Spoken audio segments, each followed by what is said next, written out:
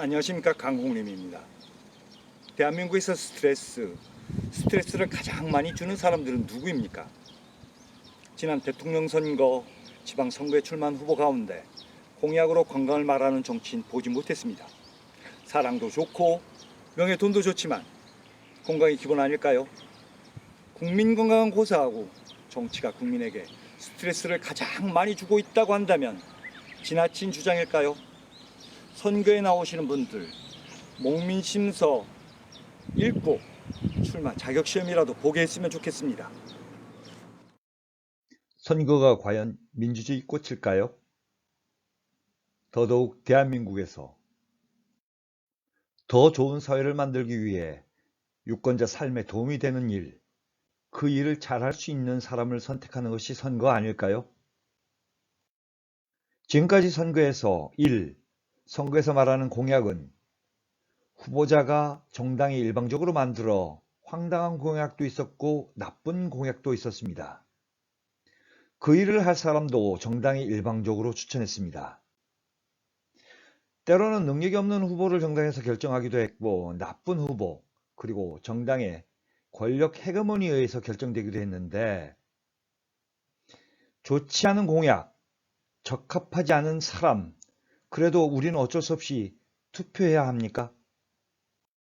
제안하고 함께 하고자 하는 일을 요약하면 유권자에게 필요한 일, 즉 공약을 유권자가 정하자는 것입니다. 그리고 그 일을 가장 잘할 수 있는 사람을 유권자가 공천하고 선택하자는 것입니다. 유권자가 만드는 공약 프로세스입니다. 유권자들로부터 공약을 제안받는 과정을 거칠 것입니다. 누구나 제안할 수 있어야 할 것입니다. 그리고 제안받은 공약들을 검토해야 될 것입니다. 법적 그리고 공익 여부, 그 과정에서 제안자 부연 설명도 듣게 되겠지요. 그리고 나서 공개적으로 제안자가 그 공약을 발표하게 될 것입니다. 배경, 목적, 방법 등 언론으로부터 취재하고 언론이 그것을 보도하는 과정을 거칠 것입니다. 그리고 전체 유권자의 찬반 반응을 수렴하는 과정입니다. 해당 선거구의 공약 우선순위를 결정할 것입니다. 수렴을 통해서 어떤 것들을 최우선으로 공약을 결정할 것인지 우선순위를 결정한 과정을 거친 다음에 해당 선거구 모든 정당에 결정된 공약들을 전달하는 과정입니다. 정당 후보자를 결정하는 과정입니다. 유권자가 정한 공약을 받아들이는 정당으로 한정해야 할 것입니다. 그리고 당내 경선은 이 예비 후보들이 제안된 공약을 어떻게 실행할 것인지에 대한 토론과 비교 과정이라고 해야 할 것입니다. 그리고 유권자가 정당의 경선에 참여하는데 무슨 권리당원이니 중앙당 전략공천인 등 이런 패단 및 왜곡이 없어져야 할 것입니다.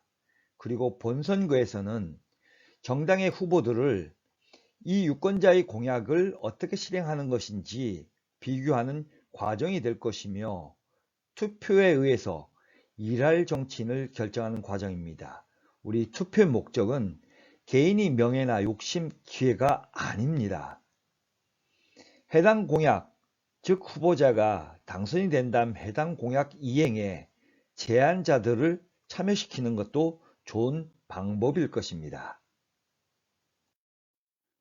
우리 정치가 조금 바뀌었으면 좋겠습니다. 양심이 바탕이 되지 않은 논리, 그럴듯해 보이지만 억지입니다. 국민들 피곤하게 스트레스 받게 합니다. 국민들을 위해 창의적 정책들을 내놓았으면 좋겠습니다. 우리 국민 이성 충분합니다. 우리 정치, 국민들 마음 움직이는 공감할 수 있는 감성적으로 스탠스를 좀 옮겼으면 좋겠습니다. 경제를 살리겠다. 경제하지만 실제는 외부 환경, 국제 환경 등 변수가 경제에 훨씬 크게 영향을 준다는 것 국민들 다 알고 있습니다. 문화 쪽으로 더 옮겨가면 삶이 더 풍요로워질 것 같습니다. 우리 국민 모든 분야 다 잘합니다. 성실하며 열정적입니다. 세계적으로 뛰어난 분야도 많습니다. 그러나 정치만은 예외인 것 같습니다. 유권자가 정치를 바꿔야 합니다. 가능할까 우려도 있습니다. 분명 가보지 않은 길입니다. 내가 관여할 일 아니라고 무관심 외면한다면 그 피해는 고스란히 되돌아오고 상상을 초월할 정도며 일시적이 아니라 계속됩니다. 다음 세대까지 이어질 것입니다. 오죽하면 정치와 무관한 제가 나섰겠습니까? 함께하여 주시길 요청드립니다. 유권자에 의한 공약 만들기와 후보 추천 등 정치개혁 함께 하실 분 연락 주십시오. 고맙습니다.